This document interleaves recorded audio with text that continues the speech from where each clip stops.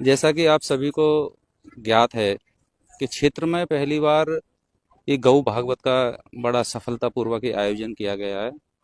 और यह आयोजन सिर्फ इस वर्ष ही नहीं है, आने वाले वर्षों में भी लगातार अनवरत यह प्रयास अनवरत जारी रहेगा। और ये कथा कस्बा जहांगीरपुर में या क्षेत्र में भी यह कथा गौ की पहुंचने का कार्य करेगी।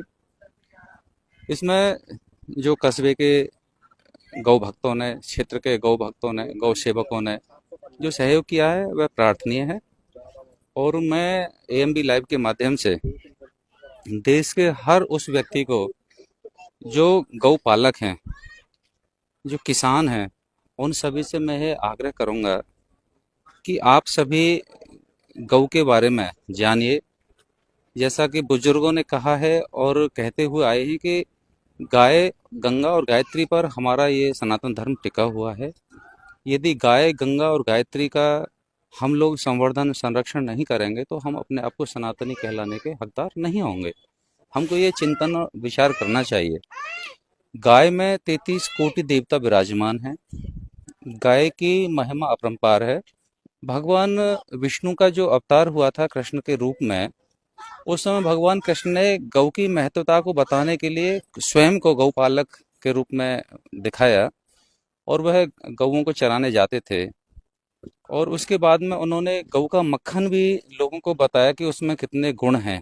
तभी उनको कहा गौपालक। और गोपाल, गोपाल जो गौओं का पालन पोषण करता है वह गोपाल है। गोपाल के रूप में भगवान कृष्ण ने अपनी लीलाओं का पूरे संसार को, पूरी सृष्टि को, पूरे विश्व को दिखाया। ऐसी गौ माता है कि गौ जिस घर में गाय का वास होगा वहाँ सभी देवताओं का वास होगा, क्योंकि गाय के शरीर में 33 कोटि देवता विराजमान रहते हैं। यहाँ तक कहा गया है, बुजुर्ग कहते हैं, और ये वैज्ञानिक तार्किक तथ्य भी हैं और वैज्ञानिक इसमें है भी, कि यदि एक बार अगर गाय के शरीर के ऊपर से अगर हाथ को घुमा दिया जाए तो बहुत सारी शरीर में जो व्याधियां हैं, बीमारियां हैं, उनका स्वतः ही नष्ट और उनका नाश हो जाता है। गाय के गोबर से पहले देखते थे सभी जितने गुरुकुल थे वहाँ सिर्फ गौओं का ही दूध पान किया जाता था। गौ के गोबर से ही वहाँ लिपाई पोताई होती थी।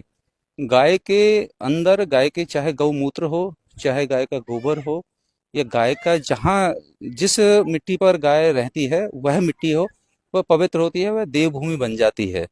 ऐसा शास्त्रों ने कहा है और ऐसा लोक रीति भी है, लोक मान्यता भी है।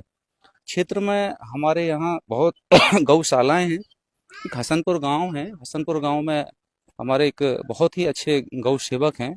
वह गौओं को, जो लावारिस लोग छोड़ देते हैं गायों को, उन गौओं की सेवा करते हैं। और उन्होंने अपने एक गौशाला प्राइवेट रूप से चला रखी है। मेरे से बात हुई है, मैंने भी प्रयास किया है कि भाई कहीं ना कहीं शासन भी चाहता है कि गौशालाएं हों, जी। और उनकी गौशाला का सरकार की तरफ से गौशाला का आगे बढ़े। और वहाँ चारागाह है, जमीन है, तो एलएमसी भी है, वहाँ से कुछ जमीन मिल जाए उनको तो उसमें गौशाला, गौ आश्रम गौ के लिए खोल दिया जाए। अब विचारणीय ये है कि जब गाय के हम लोग छोड़ देते हैं, क्या कोई कल्पना करे जब गाय को हम माता कहते हैं, क्या कोई अपनी माँ को, कोई बालक वृद्धावस्था में छोड़ सकता है, घर से निकाल सकता है? जिंदगी नहीं। भर जो संपत्ति है उस संपत्ति को तो हमने खाया, और जब हमारी माँ बुजुर्ग हो गई तो वो घर से निकाल दिया। जी। जब गऊ को हम माता कहते हैं, और ऐसा है हमारे बुजुर्ग बताते हैं और हमने सुना है, कहते हुए सुना, और वास्तविकता भी है कि जो घर में रसोई में पहली जो रोटी बनती है वो गाय के नाम से निकाली जाती है। जी। सबसे पहली रोटी गाय की होती है। और गऊ को लोग लावारिस छोड़ देते हैं। कितनी गाय हैं कि जो कचरा खाती हैं, और कहते हैं लोग, हम हिंदू समाज के लोग हैं, हम सनातनी हैं, हम आलोचना के शिकार होते हैं, आलोचना के पात्र बनते हैं। लोग कहते हैं देखो जी ये हिंदुओं की गौ माता है जो कि यहाँ कचरा खा रही है। और कितनी गाय ऐसी होती हैं कि जो उस कचरे को खाने से उनकी आंतों में जी। कचरा इकट्ठा हो जाता है, पॉलीथीन इकट्ठी हो जाती है। तो यह भी अपने आप में लोगों को चिंतन करना चाहिए कि आखिर हम उस गाय के साथ में क्या कर रहे हैं। जी। जब बच्चा गर्भ में होता है तो गाय के दूध से माँ भी अपना जीवन को आगे बढ़ाती है, और उसके गर्भस्थ शिशु को भी गाय का दूध का पान करती है। और उसके बाद में जब बच्चा गर्भ से बाहर आ जाता है तभी तो माँ अपने स्तनपान से दूध पिलाती है बेटे को, बच्चे को, चाहे बेटी हो बेटा हो। लेकिन गाय ने तो उसको पेट में ही पिलाया। जी। तभी तो ये जो ये कथा का जो आयोजन हुआ है, इस कथा का उद्देश्य यही है कि हम अपने सनातन संस्कृति को पहचानते हुए, सब लोग कहते हैं कि हिंदू राष्ट्र, हिंदू राष्ट्र, हिंदू राष्ट्र तभी बनेगा जब हिंदुओं की जो पहचान है, सनातन संस्कृति की जो पहचान है, सनातन संस्कृति के जो मूलाधार हैं, वह मूलाधार अगर मजबूत नहीं होंगे तो हिंदू राष्ट्र की परिकल्पना साकार नहीं होगी। इसीलिए बहुत ऋषि मुनि हैं जो गौओं के लिए आंदोलन कर रहे हैं, बहुत सनातनी लोग हैं जो गौपालक हैं, गौ सेवक हैं, गौ रक्षक हैं, जो लगातार गौओं के लिए लड़ाई लड़ रहे हैं। तो मैं एएमबी लाइव के माध्यम से इस आयोजन समिति को बहुत बहुत हृदय से आभार और अभिनंदन करता हूं कि आपका यह प्रयास सफल हुआ है, सार्थक हुआ है, और आगे भी यह प्रयास अनवरत जारी रहे। अभी हम लोग सोमनाथ की 1026 में सोमनाथ पर मुगल आतताइयों ने, आक्रांताओं ने उसका ध्वंस किया था। आज हम 1000 साल बाद उस सोमनाथ की दिव्यता और भव्यता को भी देख रहे हैं, पूरा राष्ट्र देख रहा है। ऐसा माननीय प्रधानमंत्री नरेंद्र मोदी जी ने जो दिखाया है कि 1000 साल बाद कितना दिव्यता, कितना भव्यता से सोमनाथ का कार्यक्रम चल रहा है। कितनी बार आतताइयों ने सोमनाथ मंदिर को तोड़ा, मुगलों ने तोड़ा, औरंगजेब लास्ट आक्रमण का था, औरंगजेब ने 2 बार आक्रमण किया, महमूद गजनबी ने किया। तो कितने आतंकवादी, कितने यही तो आतंकवादी हैं, आतताई हैं, यही तो आक्रांता हैं। हिंदू धर्म के साथ पहले भी खिलवाड़ किया गया है और आज भी किया जा रहा है। अभी एक लेटेस्ट में समाचार आया है कि एक कोई अराजक तत्व जो मंदिर में घुसकर उसमें शौच कर दिया है। इस पर क्या कुछ कहना है ऐसे लोगों के लिए? देखिए, उस जो मंदिर में जाकर के जो एक बड़ा घृणित कृत्य किया है, अभी मैं कल देख रहा था उसके पड़ोसियों के, उसके घर के पड़ोसियों की वाइड देख रहा था टीवी चैनल पर। जी। तो पड़ोसियों ने कहा कि जब यहाँ पुलिस आया तो हमको पता चला कि ये मंदिर में जाके इसने वहां जाके गंदगी किया है, मंदिर में जाके इसने नमाज पढ़ने का कार्य किया है। तो हमको तब पता चला जब पुलिस आया, तो पुलिस उसको लेके चला गया, और वह तो मानसिक रूप से विक्षिप्त था। भाई, जब तुम विक्षिप्त हो तो तुमको कैसे पता है कि ये मंदिर है कि ये मस्जिद है? यह सिर्फ विक्षिप्त होने का एक ढकोसला है, और उस जो घृणित कृत्य करते हैं उनको दबाने का ये प्रयास किया जाता है। ऐसे अराजक तत्वों के खिलाफ सरकार सख्त सख्त कठोर कार्रवाई करती है। यह चीज किसी भी प्रकार से बर्दाश्त नहीं है, और यह कोई भी ऐसा समाज का कोई भी सामाजिक व्यक्ति इसको बिल्कुल भी कहीं से कहीं तक समर्थन नहीं करेगा। सारे लोग इसका घोर विरोध करते हैं, और ऐसे लोगों के खिलाफ सरकार कठोरतम कार्रवाई कर रही है, करती रहेगी। सर, आप वर्तमान सरकार के सक्रिय कार्यकर्ता हैं, आईटी विभाग को आप देख रहे हैं सर। तो हम जानना चाहेंगे, ये जो लोग हैं गांव में, जो किसान भाई हैं, खेतों के किनारे पर कटीले तार लगा रखे हैं, उन्होंने झटके वाले वो लगा रखे हैं, गाय जिससे जख्मी हो जाती है, इसके लिए क्या करें? सरकार इसके लिए कठिन कदम क्यों नहीं उठा रही है? देखिए, पहले एक तार आता था हार्ड ब्लेड वाला, जी। उस ब्लेड के तार खींचने से अगर कोई भी जानवर उसमें घुस रहा है तो वो जख्मी हो जाता था। सरकार ने उस ब्लेड वाले तार को बंद किया, पाबंदी लगा दी, सख्त सख्त कार्रवाई के लिए कहा। अब दूसरा जो तार रह गया है जिसमें एक 3 तार बंधे होते हैं, जी। उसमें एक एंगल निकला होता है, वह भी जख्मी करता है। तो वह सिर्फ इसलिए बनते थे कि जो दीवारों पर लगा दिए जाएं, जिससे चोर रात में कोई भी दीवार फांद करके ना आए। उसका देखिए, हमेशा से जो चीज फायदा करती है उसकी ओवरडोज नुकसान भी करती है। जी। हर चीज की है, जिसमें जितनी पॉजिटिविटी है उसमें नेगेटिविटी भी है, लेकिन लोगों ने उसका गलत प्रयोग किया है, उसका दुरुपयोग किया है। और सरकार का ये भी कहना है, तभी तो ये गांव गांव में, ब्लॉक स्तर पर, कस्बा स्तर पर ये गौशालाएं बनाई गई हैं कि हमारे जो लावारिस गौवंश हैं वह इधर उधर ना भटकें। बहुत से किसान हैं, मैं उनको किसान कहूँ क्या, किस नाम से उनको जो उपाधि दूँ, किस नाम से उनको सम्मानित करूँ, कि वह लोग भी अगर कहीं से गौवंश आ गया तो उसको बल्लम भी मार देते हैं, वो जख्मी हो जाती है उसके। अभी एक अराजकता तो ऐसा देखने के लिए मिला है कि गौ के ऊपर उसने तेजाब डाल दिया, उसका पूरा बदन गल गया। गलने के बाद जब वो चारा खाती है तो वहां से निकलने लगता है, ऑटोमेटिक लग रहा है। ऐसे लोगों के लिए क्या कुछ कहना है आपका? ऐसे लोगों के लिए तो यही कहना है कि वो हिंदू घर में तो पैदा हुए हैं लेकिन वो हैं राक्षस। उनकी अंतरात्मा उनको जरूर कचोटती होगी।